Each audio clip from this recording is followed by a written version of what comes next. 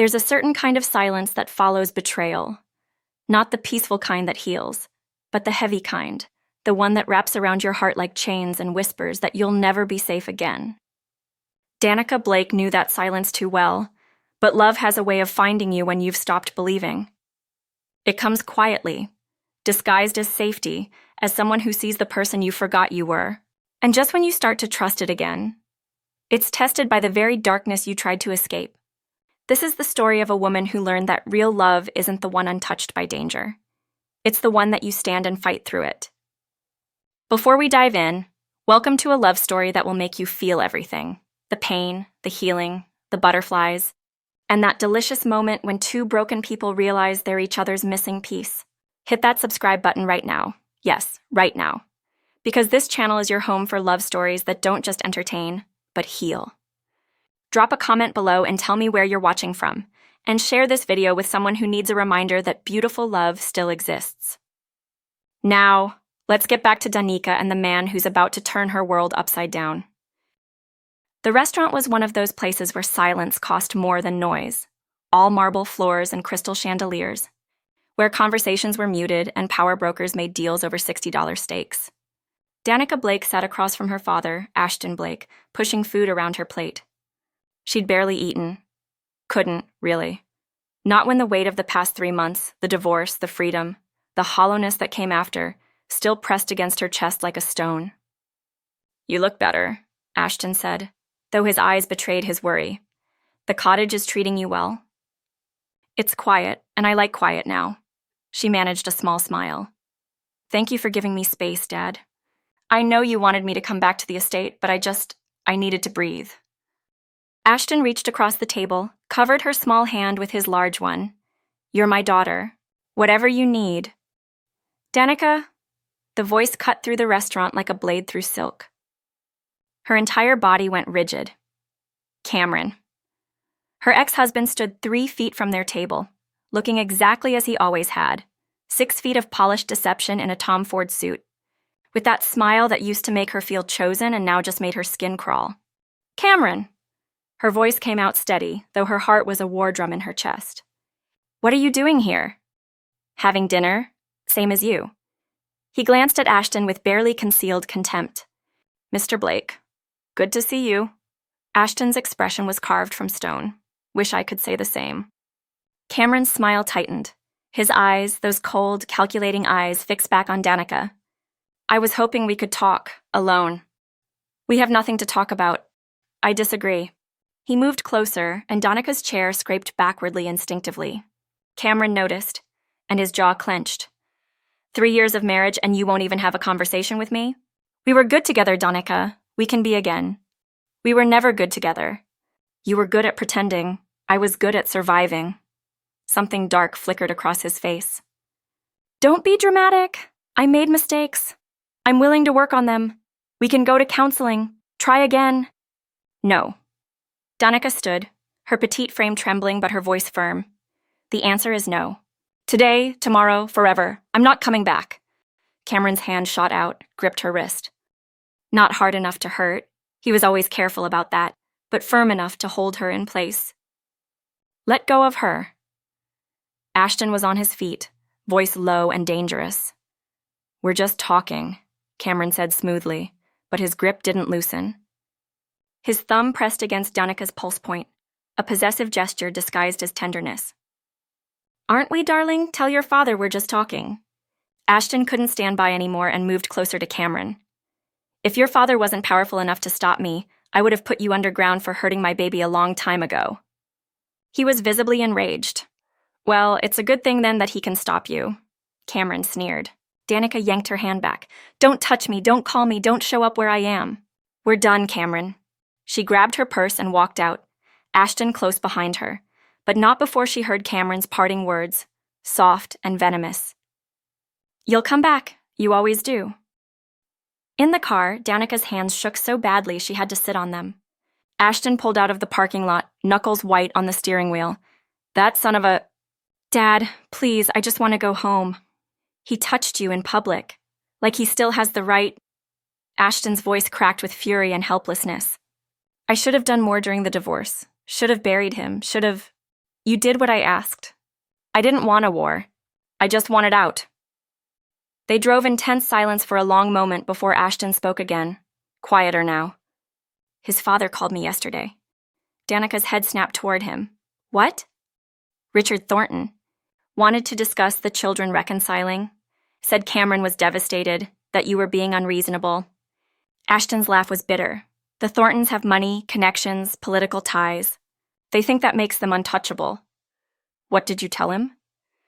That my daughter's safety and happiness aren't negotiable. But Danika, he pulled into her cottage driveway, turned to face her. I need you to understand something. The Thorntons are powerful. If Cameron decides to make trouble, really make trouble, I can fight him legally, financially, but it'll be messy. Public, and he knows that. So what are you saying? Ashton took a breath. I'm hiring you a bodyguard. Absolutely not. Danika, no, I'm not doing this. I'm not living in fear. I'm not letting him control my life even after the divorce. Her voice rose. And I'm not letting you make decisions for me like I'm still a child who needs managing. This isn't about control, it's about keeping you alive. He's not going to hurt me. He's too smart for that, too image conscious. Maybe. But I'm not willing to bet your life on maybe. Ashton's voice softened. Please, just let me do this. Let me keep you safe. Danika stared at her father. This man who'd built an empire from nothing, who'd given her everything, who loved her fiercely, but had never quite learned when to let go. You don't get to decide this, she said quietly. Not anymore. She got out of the car and walked into her cottage without looking back. But Ashton Blake didn't become a billionaire by taking no for an answer. Ethan Cole arrived 3 days later. Danika was in her garden, hands buried in soil, trying to lose herself in the rhythm of planting when she heard footsteps on the gravel path. She looked up and her breath caught. The man standing at the edge of her garden was substantial.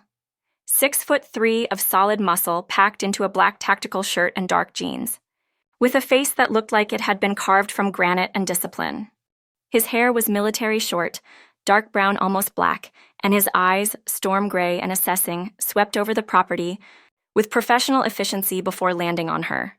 There was no warmth in those eyes. No friendliness, just cold, analytical assessment. Ms. Blake, I'm Ethan Cole. Your father hired me as your personal protection specialist.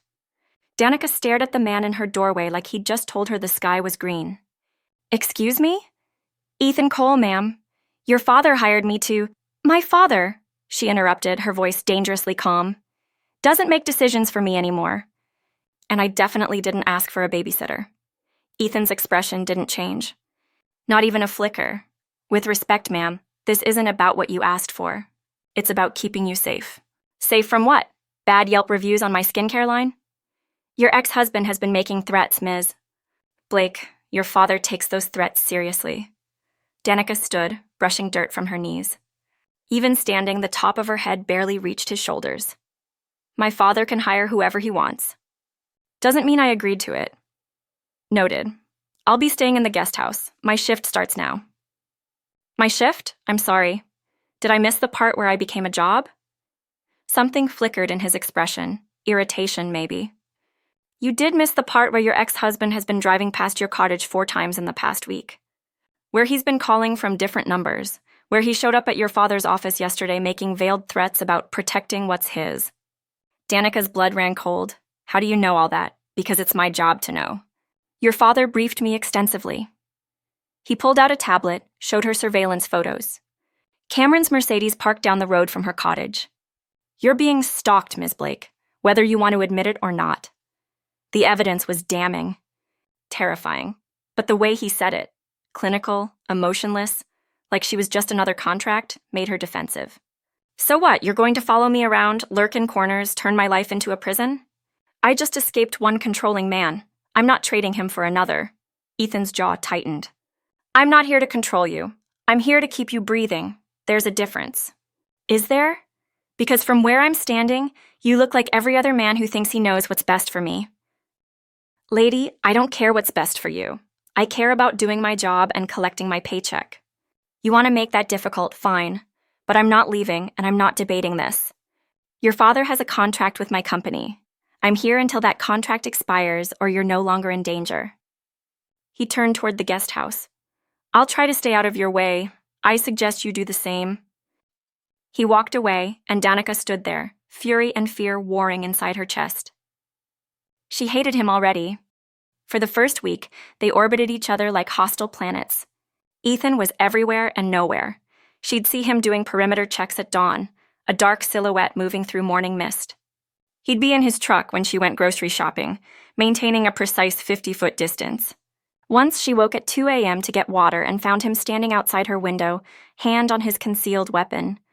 Before he registered her face and relaxed fractionally, it was suffocating. She tried to talk to him. This is insane. I'm going to the post office, not a war zone. Noted. You don't have to follow me to the farmer's market. Yes, I do. Can you at least pretend to be human? His eyes met hers, flat, professional. No. He spoke in clipped sentences, never smiled. One afternoon, she snapped. She was trying to carry groceries from her car when one of the bags tore, sending apples rolling across the driveway. Ethan appeared from nowhere, started gathering them with military efficiency. I can do it myself, she said. I know. Then why are you helping? Because it's faster if we both do it. God, do you ever just feel things? Or is everything just tactics and efficiency? He straightened, handed her the apples. His expression was unreadable. Feelings get people killed, Ms. Blake. I learned that the hard way. There was something in his voice, a hairline crack in the armor, that made her pause. What happened to you? She asked softly. Nothing that concerns you. He walked away before she could respond. But Danika had spent 3 years learning to read the language of emotional wounds. She recognized them in him now. The way he never fully relaxed, the hypervigilance, the deliberate distance he maintained from everything warm or human. This man wasn't cold. He was frozen, self-protected, locked away. And despite herself, despite everything, she wanted to know why. 2 weeks into their hostile coexistence, Danika was in her living room at midnight, barefoot in an oversized t-shirt, dancing badly to 90s R&B and using a hairbrush as a microphone. She had wine in her system and exhaustion in her bones, and for the first time in months, she felt something close to lightness. She spun around, laughing at herself, and froze. Ethan stood in the doorway, tactical vest still on from his perimeter check, watching her with an expression she couldn't quite name. How long have you been standing there? Long enough to realize you have absolutely no rhythm. She threw a pillow at him. He caught it effortlessly. Was that humor from the robot? Excuse me, these are classic moves. You clearly have no appreciation for artistry. That's not artistry. That's a cry for help. Danika laughed, surprised. Did you just make a joke? Someone mark the calendar. Something shifted in his face. Not quite a smile, but close. Go to bed, Ms. Blake. It's late. Only if you stop calling me Ms. Blake. It makes me feel like I'm 80. What should I call you? My name, Danika. Try it. I promise it won't kill you. He looked at her for a long moment, and something in the air between them changed. Danika, he said, and the way her name sounded in his deep voice made her stomach flip. Better, she managed. Good night, Ethan. Good night. But neither of them moved for several heartbeats, caught in something neither could name. After that night, small cracks appeared in Ethan's armor. After that night with the music and the almost smile, something fundamental shifted between them. The hostility dissolved into something quieter, more uncertain, like two people learning a new language together. Ethan still did his perimeter checks with military precision, but now he'd pause at her kitchen window where she worked late, and she'd lift her mug in silent acknowledgement. She still rolled her eyes when he insisted on checking her car every morning, but she also started leaving that coffee on the porch railing, black, no sugar, always hot, never mentioned. They existed in the same space without friction, moving around each other like dancers learning steps, careful but no longer cold. Small gestures accumulated. He fixed her porch light without being asked. She made extra dinner and left it in containers he'd find later. He learned to knock softly instead of ringing the doorbell because loud noises made her flinch. She learned that he took his boots off at the door and lined them up with obsessive precision. They weren't friends. The walls were still there, just lower now, and through those gaps, something tentative and warm began to grow. One evening, as purple-orange sunset painted the sky and Danika sat on her balcony trying to work through some formulation notes, she heard his footsteps on the path below and, without thinking, called out, "Coffee's getting cold if you want some." He paused, looked up at her silhouetted against the fading light, and after a moment that felt like a choice being made, nodded and climbed the steps to join her. "Why do you do this?" Danika asked after he was seated. "The bodyguard thing. You were military, right? You could do anything." Ethan was quiet for so long she thought he wouldn't answer. "Afghanistan third tour. We were escorting a civilian convoy, aid workers, doctors. Good people trying to help." His voice was flat, reciting facts. Ambush came out of nowhere. IED took out the lead vehicle. Small arms fire from both sides. We fought, but... He stopped, jaw clenching. 3 civilians died, including a woman, Sarah. She was a nurse from Ohio. Had a daughter back home, 7 years old. Ethan, I was 10 feet away. 10 feet. And I couldn't save her. He looked at her then, and the pain in his eyes was raw enough to cut. I replay it every night. Different choices, faster reaction time, better positioning. Always ends the same way. "She was something more, wasn't she?" Danika asked after a long pause, but he only nodded. He couldn't bring himself to explain the painful memory he had locked away. "That wasn't your fault." "Wasn't it? I was trained for that, paid for that. My entire purpose was protecting people, and I failed. I couldn't protect that one person that mattered." Danika understood suddenly why he was the way he was. The hypervigilance, the emotional distance, the rigid control. "So you became a bodyguard to make up for it," she said softly. "To do the one thing I'm good at. It's clean. Simple. I get assigned a principal, I keep them safe, contract ends. No complications. And you don't let yourself care, because caring means feeling. And feeling means it hurts when you fail." His head turned toward her sharply. "You psychoanalyzing me now?" "No, just recognizing something I know too well." She pulled the blanket tighter. Emotional lockdown, it's effective until it's not. They sat in silence, and then Ethan asked quietly, "What happened with your ex?" Danika had known this conversation was coming, had been both dreading and needing it. "Cameron was perfect at first, charming, attentive, made me feel like the most important person in the world. We got married fast, too fast, and then..." She swallowed hard. Then the mask started slipping. "He hit you?" "No, Cameron was too smart for that. He never left marks you could see." Her voice went hollow. "He'd isolate me from friends. Always had a reason why they were bad influences. He'd criticize everything, my clothes, my work, my opinions, but in this concerned, loving way. He controlled our finances, monitored my phone, told me where I could go and when. That's abuse. I know that now. Took me 2 years to see it, another year to find the courage to leave." She looked at Ethan. The worst part wasn't the control, it was how he made me doubt myself. Every fight, he'd twist things until I was apologizing for things I didn't do. Until I genuinely believed I was the problem, that I was too sensitive, too emotional, too broken. Ethan's hands clenched into fists. Where is he now? Legally, 50 feet away from me at all times. Restraining order. She laughed bitterly. Lot of good that's done.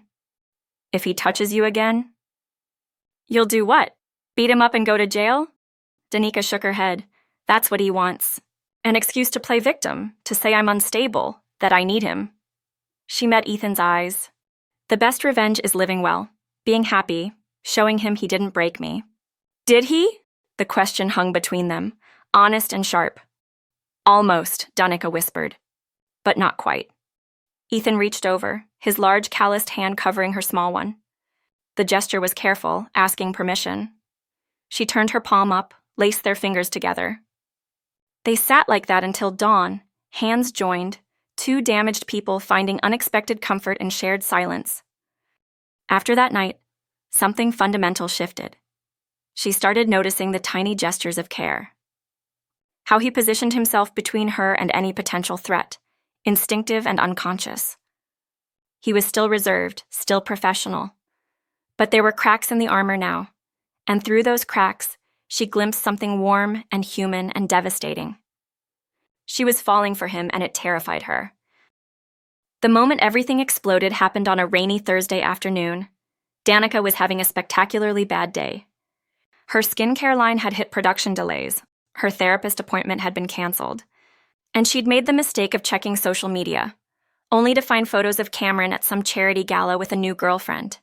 Young, beautiful, smiling adoringly at him, the same way Danika had smiled once, before she learned what that smile cost. She was in her kitchen, stress-baking cookies she didn't want, when Ethan walked in from his afternoon perimeter check, soaked from rain. "You should come inside when it's storming," she said without looking up. "Can't. Schedule doesn't stop for weather. Your schedule is going to get you struck by lightning." "Worth the risk." She glanced up at him, water dripping from his hair, shirt plastered to his muscular frame, looking like some kind of warrior fresh from battle, and something inside her just broke. "Why are you like this?" The words came out sharper than intended. Ethan went still. "Like what?" "So dedicated to keeping everyone safe that you forget to keep yourself safe. So busy protecting people that you won't let anyone protect you." Her voice cracked. "Do you even care if you live or die, Ethan?" "That's not because I care." The admission tumbled out before she could stop it. "I care if something happens to you. I care that you stand out in lightning storms and skip meals and barely sleep. I care about you, okay? And I hate that I do, because caring about someone again is terrifying. And you're my bodyguard, and this is completely inappropriate, and I—" Ethan crossed the kitchen in 3 strides, cupped her face in his hands, and kissed her. It wasn't gentle, wasn't tentative. It was desperate and fierce and full of months of denied want. Danika made a sound, surprise, relief, need, and kissed him back, fingers tangling in his wet hair, pulling him closer even though there was no closer to get. When they finally broke apart, both breathing hard, Ethan pressed his forehead to hers. "This is the worst idea I've ever had," he said roughly. "Terrible," she agreed. "I could lose my job?" "Probably will. Your father will kill me. Most definitely. I don't care." His hand slid into her hair, tilted her face up. "I haven't cared about anything in 8 years. And then you came along with your terrible cooking and your beautiful smile and the way you see straight through every wall I've built. And suddenly I care about everything again. Ethan, I'm not good at this. Relationships. Feelings. I'm broken, Danika. The things I've seen, the things I've done. You're not broken. You're healing. There's a difference."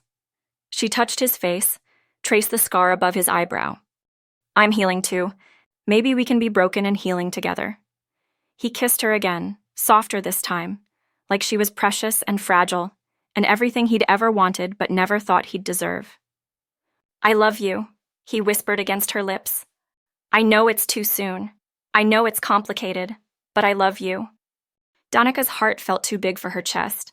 "I love you too, my overprotective, emotionally constipated bodyguard." He laughed, really laughed, and the sound was the most beautiful thing she'd ever heard. For 3 weeks, they existed in a perfect secret bubble, stolen moments in darkened hallways, kisses in the rain, Ethan pulling her into his arms at night, holding her like she might disappear, whispering promises against her hair. "I've got you, always." Danika learned the geography of his scars, the shrapnel wound on his shoulder, the knife mark across his ribs, the burn on his forearm. She traced each one like a prayer, mourning the pain he'd survived, grateful he'd survived it all. Ethan learned her triggers, sudden loud noises, men standing too close, the specific tone of voice that meant control disguised as concern. He learned to give her space when she needed it, presence when she didn't. They were careful. Discreet. Ashton didn't know, and they intended to keep it that way until they figured out how to navigate the impossibility of their situation. But secrets, Danika had learned, never stayed secret for long. Cameron had been watching, waiting, seething. He'd hired a private investigator, expensive, discreet, thorough. And now he had photos, videos, proof of his ex-wife in the arms of the help. It was perfect, better than he'd hoped, because Cameron Thornton didn't just want Danika back. He wanted her humiliated, broken, desperate enough to come crawling back and admit she'd been wrong. And this little affair with her bodyguard was exactly the leverage he needed. We're going to pause right here because if your heart is racing, if you're feeling everything Danika and Ethan are feeling, I need you to do something. Hit that like button and let me know you're invested in this story. Subscribe if you haven't already because you need more love stories that make your chest tight and your eyes sting.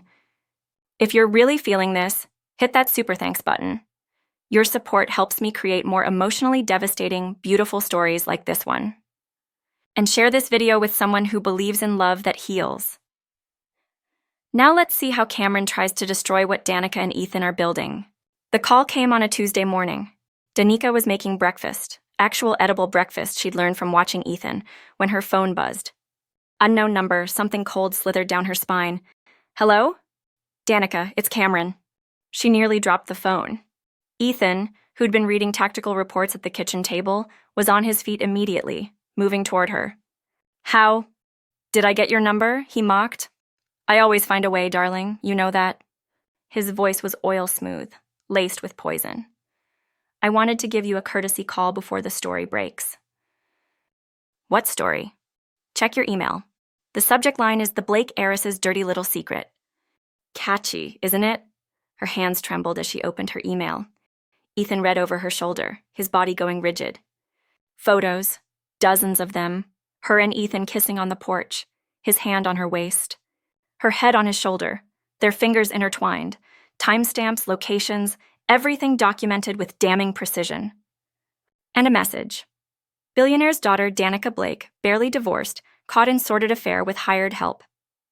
Full story releases in 24 hours unless you come home where you belong. Your choice, darling. But choose quickly. The phone slipped from Danika's hand. Ethan caught it, his face a mask of cold fury. He can't release these. Invasion of privacy, stalking. He's a Thornton. They own half the judges in this state. Danika's voice sounded distant, hollow. He'll release them, and even if we sue, the damage will be done. My father's company, my business, your career. I don't care about my career. I do. The words came out sharp. You think I'm going to let him destroy you? Let him take away everything you've built because I was stupid enough to fall in love? That's not stupid. That's the bravest thing you've ever done. It's selfish. Her breath hitched. God, what have I done? Ethan pulled her into his arms, held her while she shook. We'll fight this, together. Your father has resources, we'll get lawyers. My father.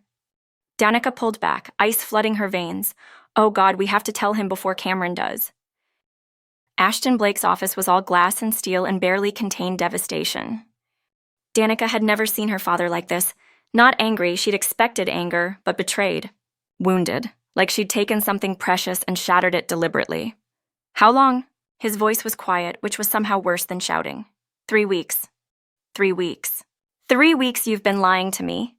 I wasn't lying, You let me pay for security to protect you, and you turned him into. Ashton couldn't even finish. He turned to Ethan, standing rigid near the door. I trusted you. I brought you into my daughter's home because I believed you were professional. Honorable. Sir? Don't. Ashton's voice cracked. Don't sir me. Don't pretend this was anything but a massive betrayal of trust. You were supposed to protect her, not seduce her. He didn't seduce me, Danika stepped between them. I fell in love with him. He tried to maintain boundaries, tried to stay professional, and clearly failed. Because I pushed. Because for the first time in years, I felt safe with someone. Because he sees me, Dad, really sees me. Not the victim, not the broken daughter, not the business asset me. And what happens now? Ashton gestured at the photos on his desk. When these hit the news? When every tabloid in the country runs stories about the Blake heiress and her bodyguard? When your ex-husband uses this to paint you as unstable, impulsive? Then we fight it. With what? He has proof, Danika. Proof that you entered into an inappropriate relationship with an employee. Proof that you've moved on remarkably fast from a marriage you claimed destroyed you. His words were surgical, precise. Cameron will use this, and he'll win. Ethan spoke, voice rough. Then I'll leave. If my presence is the problem, I'll remove myself. Resign from the contract. Danika can hire different security. No! Danika spun toward him. Don't you dare. Don't you dare let him win like this. He's already won. Ashton's voice was heavy with finality. Mr. Cole, consider your contract terminated effective immediately. I'll contact your company to arrange replacement security.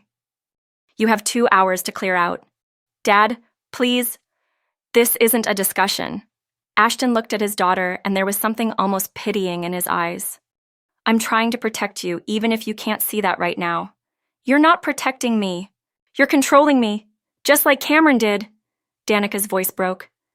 I thought you were different. I thought you understood. I understand that you're making decisions based on emotion instead of logic. That you're risking everything we've built for a man you barely know. I know him better than I knew Cameron after 3 years of marriage. And look how that turned out. The words hit like a slap. Danika stared at her father, this man who'd given her everything except the one thing she needed most. The freedom to make her own choices, even the wrong ones. I'm not coming back to the estate, she said quietly. And I'm not giving him up because you're afraid of scandal. Then you'll deal with the consequences. Both of you. Ashton pressed a button on his desk. Security will escort you out. Ethan looked at Danika, anguish written across his face. I'm sorry. I'm so sorry. Don't apologize. Don't you dare apologize for loving me. 2 security guards appeared. Ethan went with them without resistance, but his eyes never left Danika until he disappeared through the door. She turned to her father, tears streaming down her face. I'll never forgive you for this. You don't have to forgive me. You just have to stay alive. Danika walked out, leaving her father standing alone in his empire of glass, looking suddenly smaller than she'd ever seen him. The next 72 hours were agony. Ethan was gone, his number disconnected. His company stonewalling her calls. Ashton had replaced him with 2 men, efficient and cold, who treated her like a package to be delivered, not a person. She tried to find him, called every contact she had, nothing. And Cameron's deadline loomed like a guillotine. Danika didn't sleep, couldn't eat. The cottage felt cavernous without Ethan's presence, and she realized with startling clarity that somewhere along the way, it had stopped being her sanctuary and become their home. On the 3rd day, she made a decision. The meeting was set for neutral ground, a coffee shop downtown, public enough that Cameron wouldn't try anything physical, private enough for conversation. Danika arrived 10 minutes early, heart hammering, the 2 bodyguards her father assigned positioned discreetly nearby. Cameron walked in precisely on time, looking every inch the concerned ex-husband, tailored suit, sympathetic expression, the mask firmly in place. He sat across from her, ordered a coffee like this was a casual catch-up between old friends. You look tired, he said, false concern dripping from every word. Not sleeping well? What do you want, Cameron? I want my wife back. I'm not your wife. Legally, no. But in every way that matters, you'll always be mine, Danika. You know that. He leaned forward. Come home, we'll put this ugliness behind us. I'll forgive the affair, the disrespect. There's nothing to forgive because I did nothing wrong. I fell in love with a good man. A better man than you'll ever be. Cameron's mask slipped. That mercenary? That hired thug? You think he loves you? He was paid to protect you, Danika. It's a job. When the money stops, so does his interest. You're wrong. Am I? Where is he right now? Cameron spread his hands. Your father fired him, and what did he do? Left, disappeared, because without the paycheck, you're nothing to him. Stop talking. I'm trying to save you from yourself again. He reached across the table, tried to take her hand. She jerked it back. The photo's released tomorrow unless you come back. Just think about what that means. Your reputation, your father's business, your little skincare line. All of it tarnished because you couldn't keep your legs closed for 3 months after our divorce. The words were designed to wound, to shame, to make her feel small. 3 months ago, they would have worked. But Danika had spent the past 3 months learning to trust herself again, learning to recognize manipulation for what it was. She stood, looked down at him with something like pity. Release the photos. I don't care anymore. Cameron's eyes widened. You're bluffing. I'm not. Do your worst. Destroy my reputation. Paint me as a whore or a homewrecker or whatever narrative makes you feel powerful. Her voice was steady now, certain. But you'll never have me again. Not my body, not my mind, not my fear. I'm done letting you control my life. She walked out, leaving him sitting there in impotent rage. But as she got into the car with her bodyguards, her phone buzzed. A text from an unknown number. Wrong choice. He pays for your defiance. Danika's blood turned to ice. Drive to Ethan's apartment. Now. Ma'am, we're supposed to take you straight home. I said now! The desperation in her voice made the driver comply. They pulled up to the address she'd memorized from Ethan's file. A modest apartment complex on the east side. His truck was in the parking lot. Danika was out of the car before it fully stopped. Ms. Blake, wait! She ran for the stairs, taking them two at a time, her heart a war drum in her chest. Third floor, unit 312. She pounded on the door. Ethan? Ethan? No answer. She tried the handle. Locked. One of the bodyguards caught up to her. Ma'am, you need to calm down. Break it down. What? Break down the door. Something in her face must have convinced him. He radioed his partner, and together they kicked the door in. The apartment was empty. Neat, sparse, the home of a man who'd learned not to get attached to anything. But there was a note on the kitchen counter in Ethan's precise handwriting. Danika, had to take care of something. Don't look for me, stay safe, always. E. The note fell from her trembling hands. He'd gone after Cameron.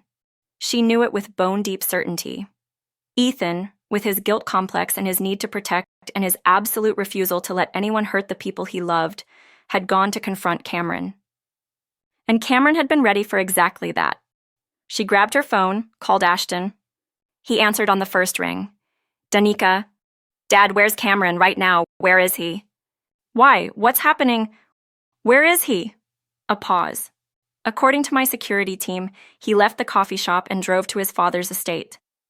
Why? How fast can I get there? Danika, you're not thinking straight. He's going to hurt Ethan. He sent a message. Dad, please. I know you hate me right now. I know you think I'm making terrible choices, but please help me. Another pause, longer. When Ashton spoke again, his voice was different. Shaken. I don't hate you. I could never hate you. Then help me save him. I already did. I pulled your new security team 40 minutes ago. Danika's world tilted. What? I had them watching Cameron. When he left the coffee shop, he made 3 phone calls. 2 to known associates with criminal records, 1 to a disposable cell. My security analyst flagged it. Ashton's voice was tight with something that might have been fear or guilt or both. I think he's setting up something at the estate, something violent, and I think he's baiting your bodyguard. Oh God, I'm sending my security team to the estate now. But Danika, you need to stay away. Let the professionals handle this. She hung up. Ran for the car. Thornton Estate, the one in Westbrook. Get me there in 15 minutes or I swear to God. The driver looked at his partner, then back at her. Hold on. The car peeled out of the parking lot. The Thornton Estate was a sprawling monument to old money. 10 acres of manicured lawns, a main house that looked like a Georgian mansion, guest houses and gardens, and a security gate designed to keep out the riffraff. People exactly like her. Danika didn't slow down. Ma'am, we can't just ram it! The driver's eyes met hers in the rearview mirror, saw something wild and desperate there, and made his choice. The SUV hit the gates at 40 miles per hour. The gates buckled, twisted, and finally gave way. They were through. Danika was out of the car the moment it stopped, her bare feet hitting manicured lawn, and started running toward the sound of fighting in the East Garden. Her bodyguards shouted for her to wait, to stop, but she couldn't. Wouldn't, because somewhere in that garden, the man she loved was in danger, and she'd already lost too much to fear and hesitation. She burst through the hedge entrance and her heart stopped. Ethan was on the ground, on his knees, blood streaming from a cut above his eye. 2 massive men stood over him with batons, and he was fighting. God, he was still fighting, but he was losing. Exhausted, overwhelmed, and 10 feet away, Cameron stood with his phone recording everything. That sick smile on his face. Stop! Danika screamed, running forward. Everyone froze. Cameron's head snapped toward her, and something shifted in his expression. Surprise, then calculation, then rage. Danika. Perfect timing. He reached into his jacket. Ethan saw it before she did. The gun, small and silver, emerging from Cameron's inner pocket. No. Ethan's voice was raw, desperate. Cameron's hand came up, weapon aimed directly at Danika. You should have come back when I asked nicely. Time fractured into slow motion. Ethan surged to his feet with strength born of pure terror. Not for himself, never for himself, but for her. Danika saw his intention, saw him moving, and screamed, "Ethan, no!" But he was already there, his large body placing itself between her small frame and the barrel of Cameron's gun. If you want to hurt her, Ethan said, voice steady despite the blood and exhaustion, you go through me first. That can be arranged. The gunshot cracked through the night like thunder. Ethan's body jerked, stumbled backward, and fell. No! Danika's scream tore from somewhere primal and broken. She dropped to the ground beside him, her small hands immediately going to his chest where blood bloomed dark and terrifying across his torn tactical shirt. No, no, no. Ethan, stay with me. Stay with me. Her hands pressed against the wound, trying to stop the bleeding. But there was so much blood. Too much. Ethan's storm gray eyes found hers, already losing focus. You're safe, he managed, blood on his lips. That's all that matters. You don't get to do this. You don't get to save me and leave me. Tears streamed down her face, mixing with the blood on her hands. I need you. I love you. Please. His large hand shaking came up to touch her face, left a smear of blood on her cheek. Love you. Always. His eyes fluttered closed. Ethan! No! Someone call 911! Help! She cradled his head in her lap, one hand still pressed desperately against his chest, the other stroking his face. Stay with me, baby. Please stay with me. Help is coming. Just hold on. Behind her, chaos erupted. Her bodyguards tackled Cameron. Police sirens wailed in the distance. Someone had triggered the alarm when they rammed the gate. More security poured into the garden, but Danika couldn't focus on any of it. Her entire world had narrowed to the man dying in her arms. I can't lose you, she whispered, pressing her forehead to his. Not like this. Not when we just found each other. Please, Ethan, please don't leave me. His chest still rose and fell, shallow, weak, but still moving. She held him tighter, praying to every god she didn't believe in, making bargains with the universe, promising anything, if he would just survive. Paramedics arrived 6 minutes later. 6 minutes that felt like 6 lifetimes. They had to pry her away from him. She fought them, screaming, until one of the EMTs, a kind-faced woman with gentle hands, said, Let us save him. Let us do our job.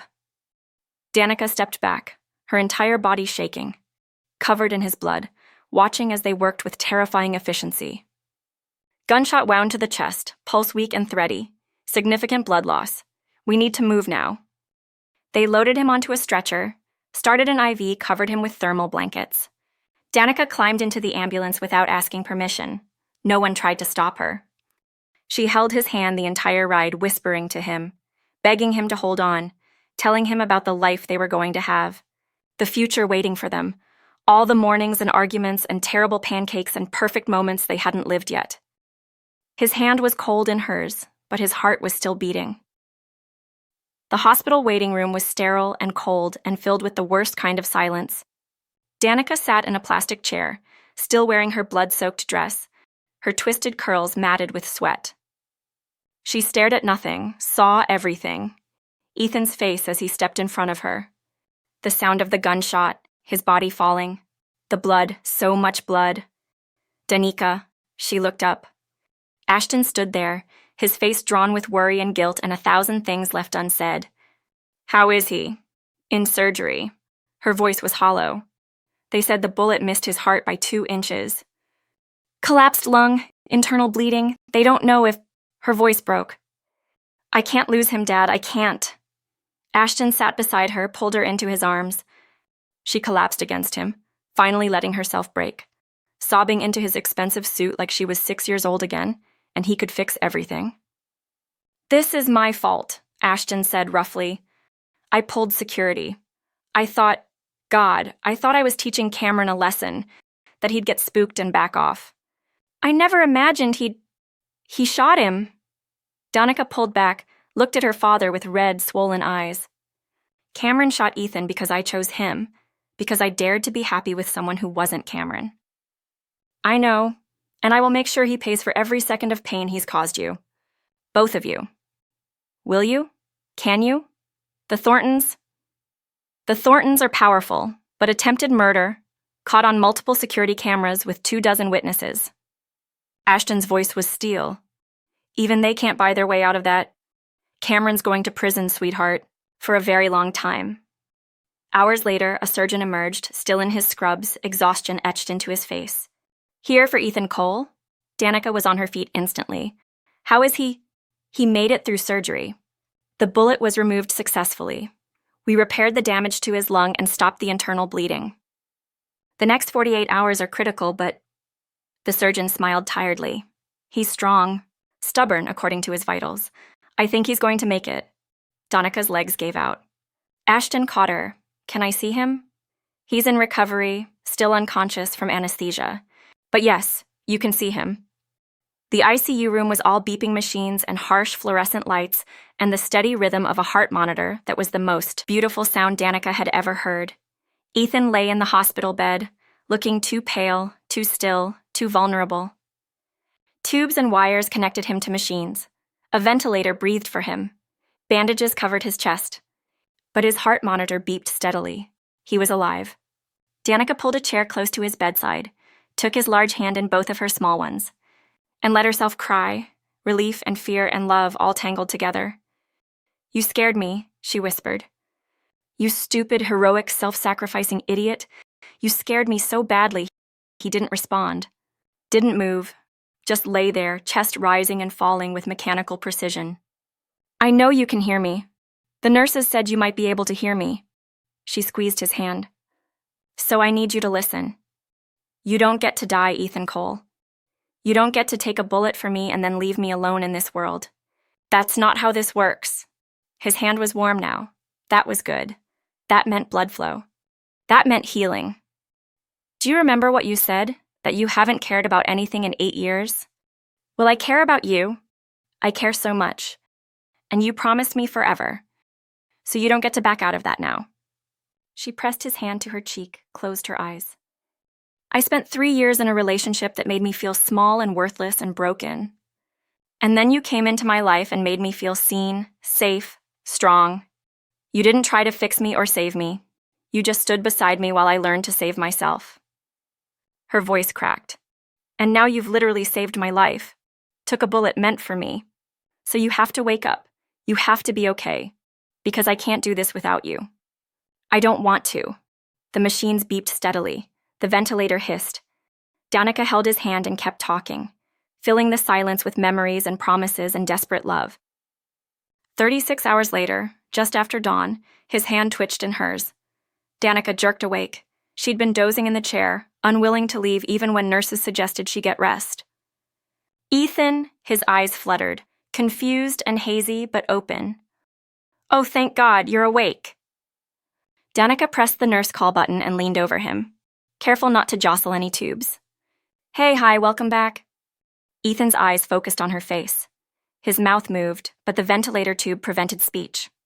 Don't try to talk. You're in the hospital, but you're going to be okay. You're going to be fine. His hand squeezed hers weakly. A nurse rushed in, followed by a doctor. They checked vitals, asked questions, shone lights in his eyes.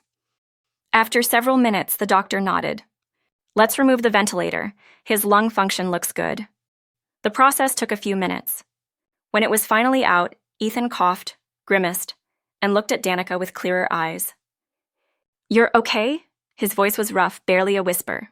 She laughed through fresh tears. Am I okay? You got shot, you impossible man. I'm fine. You're the one... Took a bullet, meant for you. I know, and you stepped in front of it like an idiot. A heroic, self-sacrificing idiot. Would do it. Again. He tried to smile. Every time. I know you would. That's why I'm never letting you out of my sight again. She leaned down carefully, pressed her lips to his forehead. I love you so much. I love you. His eyes were already drifting closed again, exhausted. Always. She held his hand as he fell back asleep, this time peaceful and healing, and felt something in her chest finally unlock. He was going to live. They were going to be okay. When Ethan was fully conscious and stable, Ashton came to visit. He stood in the doorway of the hospital room, looking at the young man who'd taken a bullet for his daughter, and something in his carefully constructed armor crumbled. "Mr. Blake?" Ethan said, trying to sit up straighter. Danika gently pushed him back down. "Don't. You're recovering." Ashton stepped closer. "I owe you an apology that I'm not sure words can cover. Sir, I left you exposed. And my arrogance, my need to control the situation, nearly got you killed." His voice was raw. "You took a bullet meant for my daughter because I wasn't protecting either of you properly." Ethan was quiet for a moment. Then, "You were trying to protect her the only way you knew how.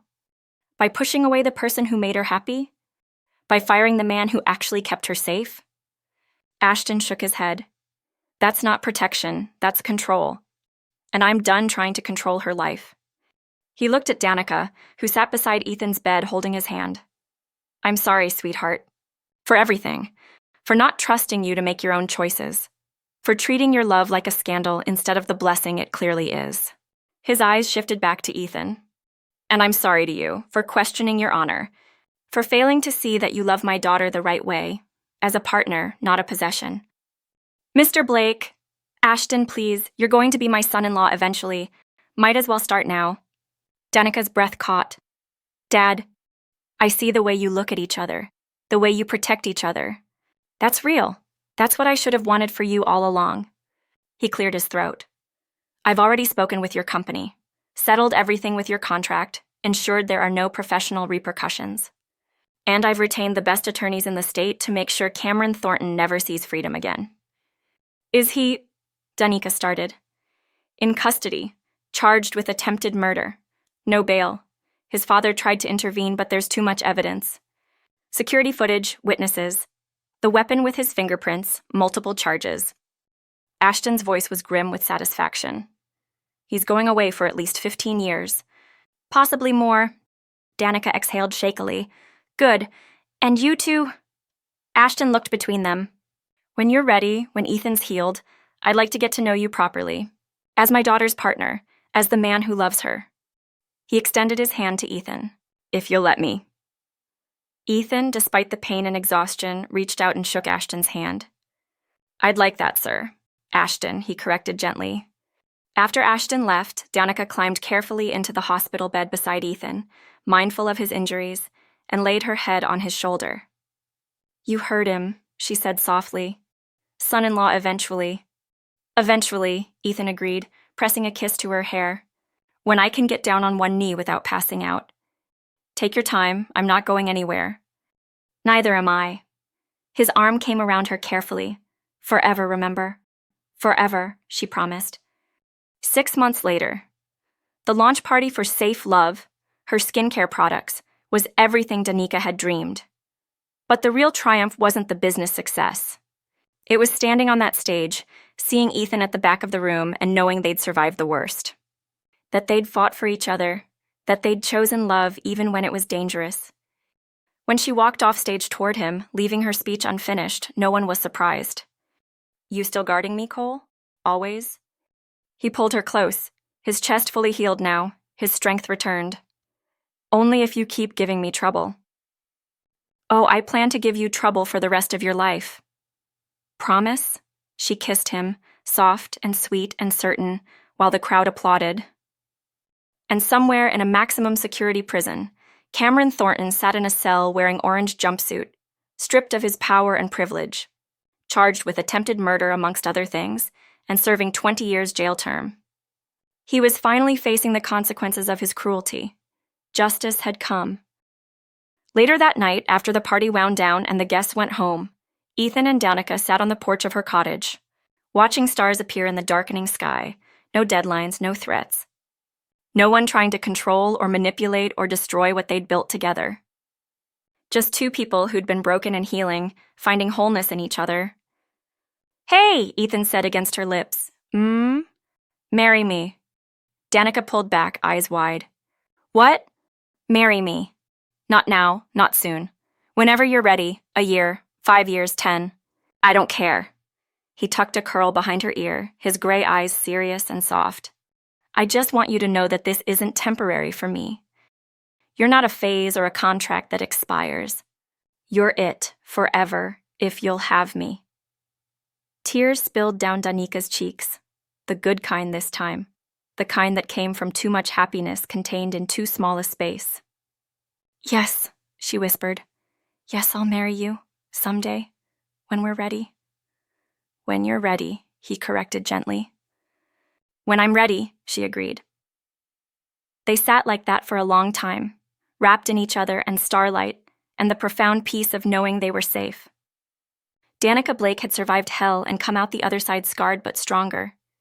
And Ethan Cole, the bodyguard who'd forgotten how to feel until a petite, beautiful woman with a terrible sense of humor and extraordinary courage had crashed into his life, had learned that the heart he'd thought was too broken to love was just waiting for the right person to hold it carefully.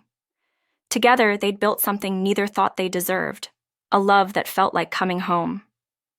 And they lived, not in a perfect fairy tale where nothing ever went wrong, but in a real, messy, beautiful life where they chose each other every single day, again and again and again. If this story touched your heart, if you felt every moment with Danika and Ethan, I need you to know, you deserve this kind of love too. The kind that sees you, protects you without controlling you, and celebrates your strength. It's real, it's out there, and it's waiting for you. Thank you for being here. Thank you for letting me share this journey with you. Subscribe and comment below. Did this make you cry? Did it give you hope? Did it make you believe in love again? Also share this with someone who needs to hear that beautiful, soul-stirring, life-changing love still exists. Until next time, remember, you are worthy of love that feels like peace, so don't settle for anything less.